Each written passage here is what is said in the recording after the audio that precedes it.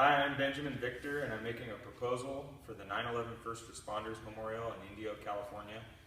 I'm actually a California native. I live in Boise, Idaho, and work in my gallery and studio at Boise State University. So let's walk through and take a look at the two designs that I've done for the Indio First Responders Memorial.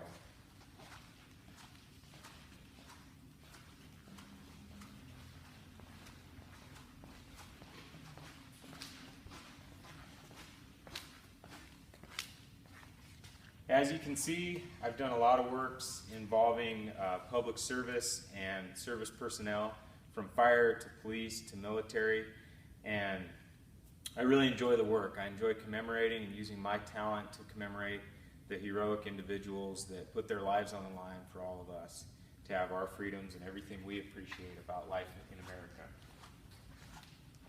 And you can also see that my studio is a very large space, so I can handle large projects like this, and I'm able to complete them on time. I have a great facility and great support here at Boise State.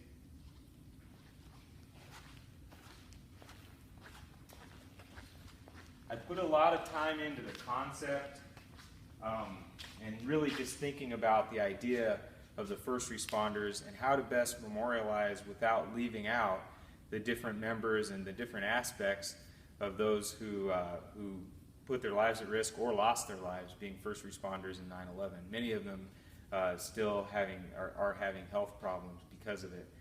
And so as I thought about those concepts, I thought about the idea of patriotism and the flag raising. And so I want to emphasize on this design the idea that the flag itself would be a sculpture. It would actually be out of bronze.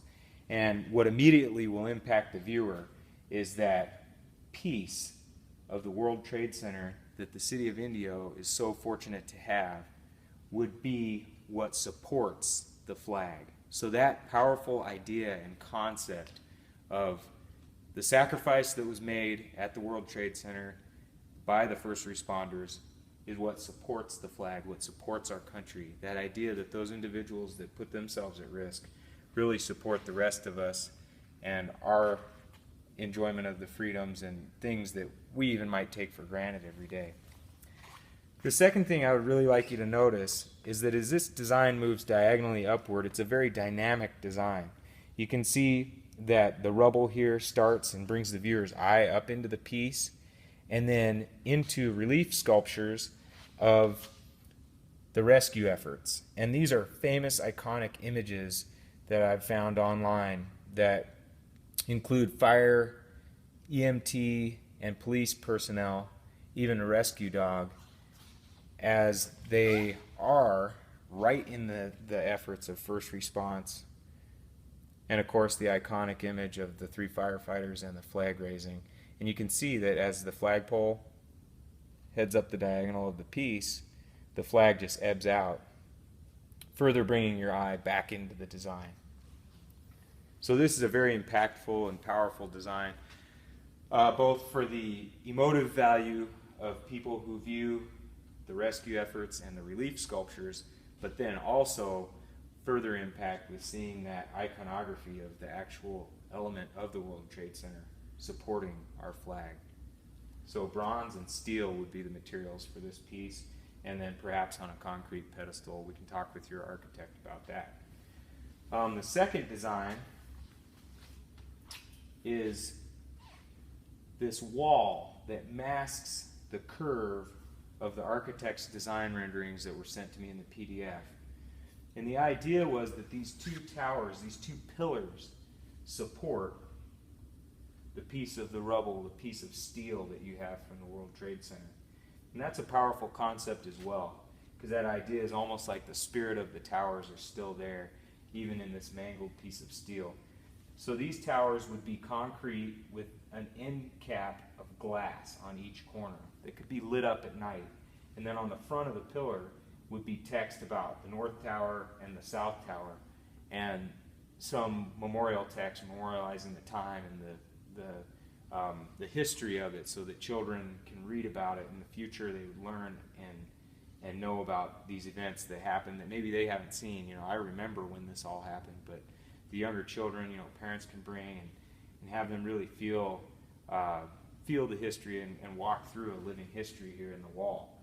Now on the wall itself, I plan to have firefighter gear hanging on one side with the boots, police gear, military gear, and then citizen effort gear, so hard hat, jeans, you name it, coveralls, and next to each one a little bit of text about what that group and those individuals did in the recovery, in the first response effort. And so you'd have firefighters and then a heading, and you'll see a little bit further in the architect's preliminary renderings that we've drawn up, that I had drawn up by my landscape architect.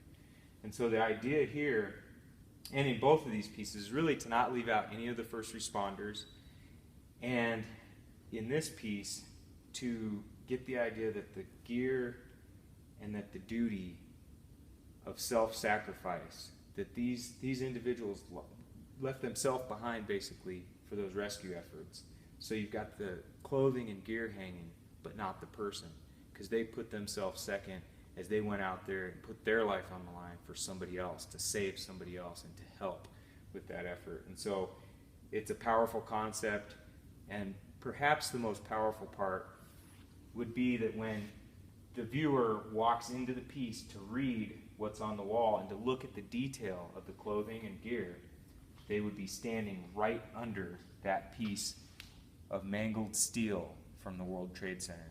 I mean, it gives me chills just talking about that, because you can almost feel the spirit of the World Trade Center as you stand under that piece of steel and read about all of the first responders and their bravery. So thank you so much for considering these concepts. I really hope to be in Indio soon doing artwork in your wonderful city. I appreciate your consideration, and my heart is certainly in this work. Thank you.